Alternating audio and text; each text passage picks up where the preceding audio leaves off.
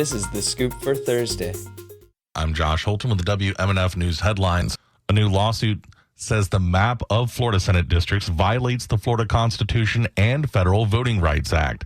WMNF's Chris Young reports Tampa and St. Petersburg residents worry the maps pack black voters into a single Tampa Bay district. The lawsuit was filed by the ACLU of Florida and the Civil Rights and Racial Justice Clinic at New York University School of Law. It was filed on behalf of 5 Tampa Bay residents. The suit, filed in U.S. District Court in Tampa, alleges that the legislature packed black voters into District 16, connecting disconnected parts of Tampa and St. Petersburg. They claim that this was to make sure that the neighboring district, District 18, had a low number of black voters. The lawsuit says district lines carefully avoided neighborhoods with black residents. Jarvis El-Amin is a community organizer and plaintiff in this case. And what they're doing is they're diluting the black vote by stacking all the blacks in one district. District 18 includes parts of St. Petersburg and Pinellas County barrier islands, but it excludes the historically black area of South St. Petersburg. That area is District 16, which stretches across the bay to Hillsborough County all the way up to Temple Terrace. Your vote is your voice, and your vote is your power, and we want to make a difference because we want to make sure that we have proper representation so that our issues and concerns can be addressed in an appropriate manner. You can find the link to the full lawsuit on WMNF.org. For WMNF News, I'm Chris Young.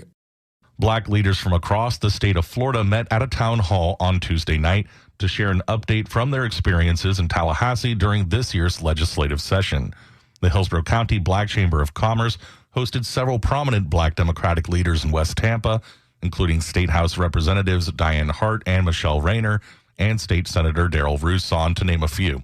Democratic House Minority Leader Fentrice Driskell said she was proud to help get $25 million in the budget to help protect HBCUs, but lamented a lack of leadership from Governor Ron DeSantis. It was a session of missed opportunities, even with the Live Healthy Act, which actually was a very good bill, and I was honored to vote for it, which moves healthcare forward and helps provide greater access to doctors throughout the state. It didn't do the one thing that would guarantee healthcare coverage for nearly 1 million more Floridians and bring down the cost of healthcare for all of us, which was expanding Medicaid. Florida is the 3rd most populous state in the nation. Wow. It is time for us to lead in something other than culture wars and book bans. The panel called on policy advocates to come to Tallahassee ahead of next year's legislative session in March, but after newly elected officials are sworn in following the November elections to make their voices heard on issues that they care about. There's a controversial bill that would prevent investigations of local law enforcement by civilian review boards and was formally sent yesterday to Governor Ron DeSantis. The measure, which the legislature passed last month, would affect at least 21 cities with civilian review boards. Cities including Lakeland, St. Petersburg, and Tampa have had such boards, to name a few. Supporters of the boards say they can delve into complaints about alleged police wrongdoing. The bill would allow sheriffs to establish civilian oversight boards that would review policies and procedures of law enforcement agencies. There was a fatal crash in St. Petersburg earlier this morning. 112th Avenue Northeast in St. Petersburg is shut down in both directions. Drivers should seek an alternate route.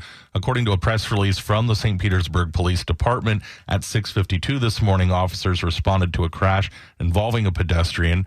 The pedestrian, who was a woman, was transported to Bayfront Hospital and was later pronounced dead. The driver remained on the scene as cooperating with the investigation. This is still an ongoing investigation.